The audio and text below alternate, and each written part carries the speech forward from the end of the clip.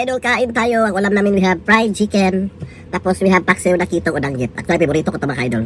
So tara, let's kain. Sino hindi pa kumakain dyan, kain tayo. Masarap tong kitong. Sarap to kasi parang inadobo ko.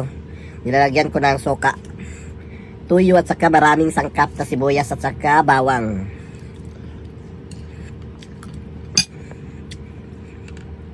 Kaya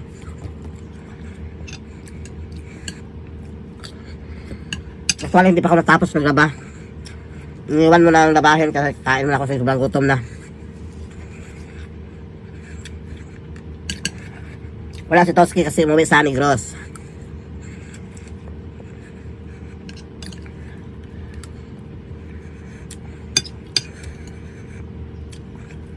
Kaya mag-isa tayong kakain. Fried chicken.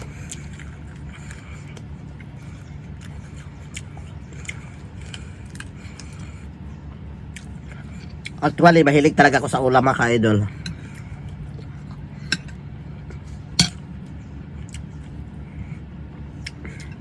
Napakain ako. Dalawa yung ulam. Minsan 3.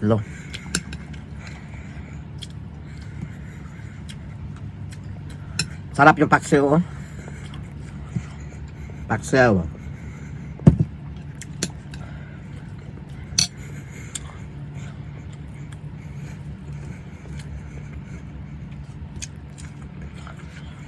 After ito, balik ako sa laba.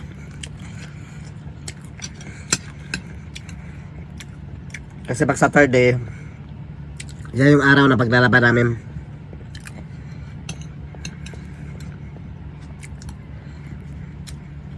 Once a week na kami naglalaba.